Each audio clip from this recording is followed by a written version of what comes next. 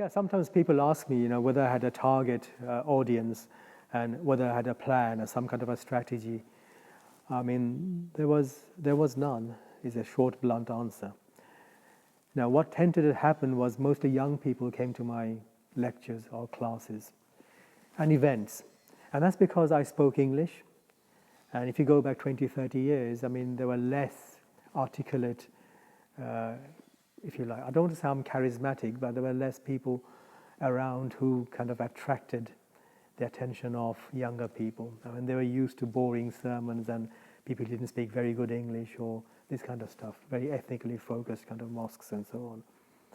So I tend to have young people come from the ages of 14, 15 up to, let's say, 30. But the best age range was between 15 and 20. Most of them, 80% were like that. So a lot of youth across the country came to my classes. I became very popular because they could understand my language, my rhetoric, my kind of passion, the way I spoke, and I'm quoting straight from the scriptures. I'm opening the Quran. I'm quoting traditions of the Prophet. They're called hadith, prophetic utterances or traditions of the Prophet Muhammad, peace be on him. So they could see that I had a certain kind of genuineness. I speak in a manner which talks about reality in English, being in this country, about an Islam which has authenticity based on proof. So young people used to come. I didn't target them. Everybody was welcome and still are today. Anybody can come to my class, and a young, old Muslim, non-Muslim. And I think one thing that was very much in my favor was that I was very open. I wasn't playing games, I'm trying to be diplomatic. So if a non-Muslim came in, I wouldn't then quickly change my language or watch my words. I just carrying on being who I am, saying what I do, what I want to say and do.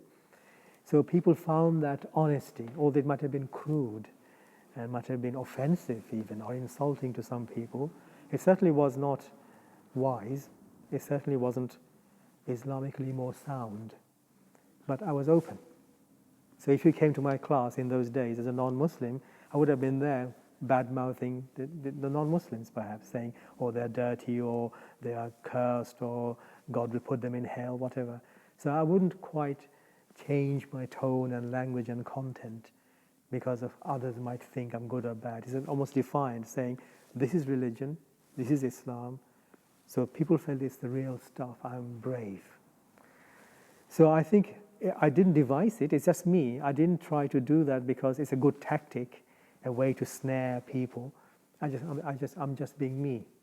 But I think that could be a tactic, and that could be seen as a strategy that I'm trying to build over a long term, not only trust, but commitment to my vision of what Islam should be and how it should be used to solve problems or support certain people or causes.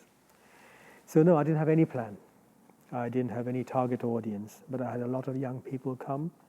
I grew in popularity, my openness, directness, giving proof.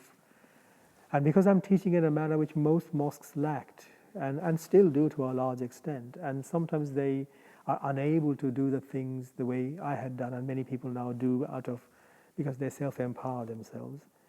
Because you cannot just simply, it's like holding up the Bible in front of you and saying, there you go, God said. There's a way to understand, and there's a way to understand how to implement what you've understood, besides the meaning of the message. It's a meaning application, and that needs proper understanding of society, social sciences, to the methods of hermeneutics, how to interpret the Quran or any religious scripture. So many mosques are unable to teach the way sometimes we can teach in a very popular manner, because it's superficial and shallow. And so they are kind of on their back feet. How do you educate the people? They want to do responsibly. On the other hand, some of them do not want to teach in the way we had that authenticity, because then they would question their denominational kind of preferences. So they're caught in a bind.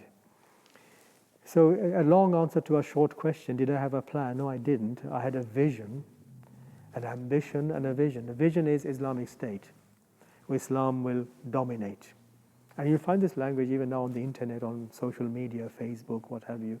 Many people, especially from developing world, they say things like Islam will dominate, and that word dominate is used.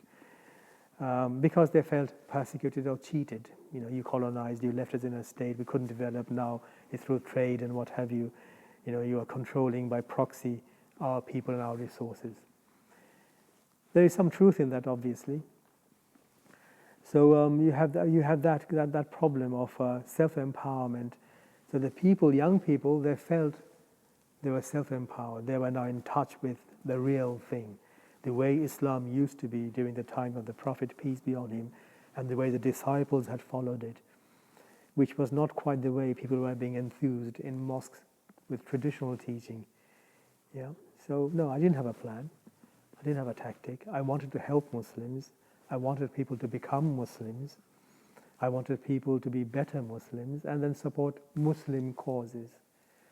And I think perhaps one of the solutions one of the ways to solve this problem of imbalance is to look closely at how we attend to the problem of helping.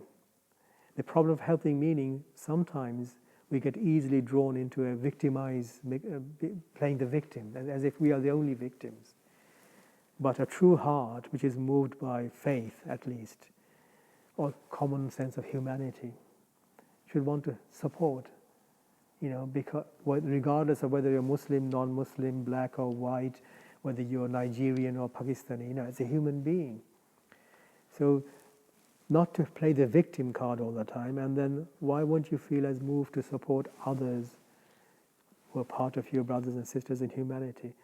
And if you do die in that process of helping, then why wouldn't God Almighty, who feeds and lets the sun shine upon all, the entire world, or the universe is maintained by God, we say, why would He not approve of you being a kind person, a compassionate, helpful person?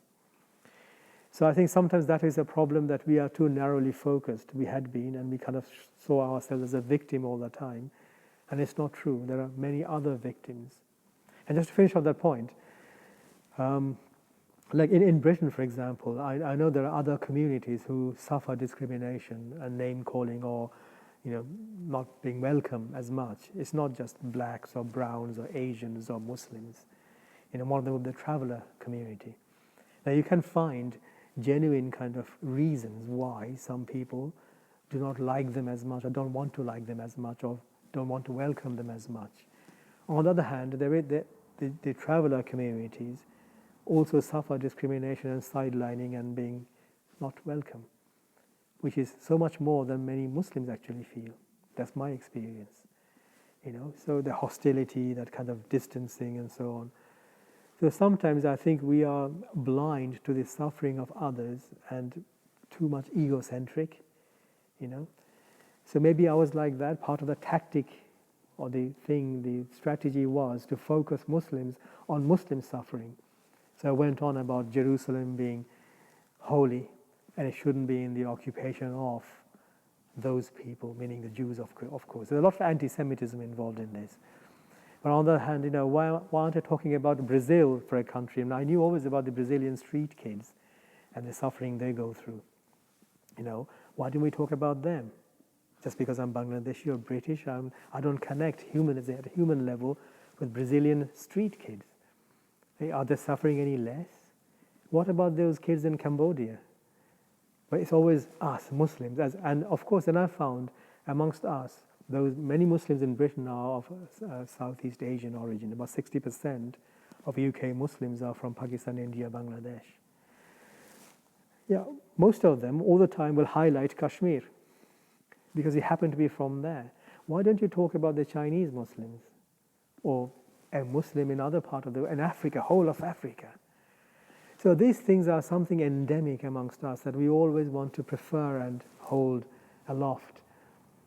People with whom we are connected to. I am from Bangladesh, so I will highlight the Rohingya problems, and I go off to fight there. Yet I never volunteered to go to the Philippines. Why? I'm close enough to the Philippines, really, in a way, better than Afghanistan, I suppose. But this is the problem, I think. Sometimes we are talking about things. There was a lot of war in Darfur, in Sudan, and black Muslims being targeted by Arab Muslims and whatnot. And it's all politicized, political, you can say, but there was genuine racism there. and still is. And we don't notice it. So at my conference in Leicester, there was a Sudanese speaker of Arab origin, and I publicly put it to him about this problem, and he just laughed it off, and I still etched in my memory, because even in those days, these are the things that slowly build kind of impact on you, and they're inside you, and they start to kind of like then make you question. Because I am idealistic. Islam is one great religion for one great people, and then suddenly we are infighting. So then I question, I say, why are we fighting each other? And then the person who's supposed to be my senior, and he was 20 years senior to me, laughs and makes nothing of all these thousands of people being killed, Muslims killing Muslims. So he laughed it off and blamed it, of course, on politics and media and press and West. And no. The best proof that it's not all media and politics and all that is just to look at Syria today, and even amongst the Al-Qaeda affiliated or Al-Qaeda type of ideology that they follow, how they all fight and kill each other by the hundreds. Hundreds of groups all belong to the same ideology, killing each other. What Western press and foreign intervention? You can't blame Russia and America and Israel all the time for our badness. So no tactic, no target group, but the target group became the youth, and the tactic was my openness, I suppose, unthought of. I didn't devise it, it was just me, and my authenticity because of going back to the Quran and prophetic teachings directly without a due sophistication or research or academic integrity, and being populist. And then the widespread support that I had from the scholars across the board, mainly from the Salafi Ahlul Hadith and Saudi kind of backed, who saw me as a champion. So my scholars and seniors and those who are supposed to be knowledgeable imams, they might not have considered me a scholar, but they all patted me on the back and stood by me and even shared platforms with me, because I'm the one with the kudos and the charisma and people's following, and they want to also influence. It all worked in a nasty way, I think, unfortunately.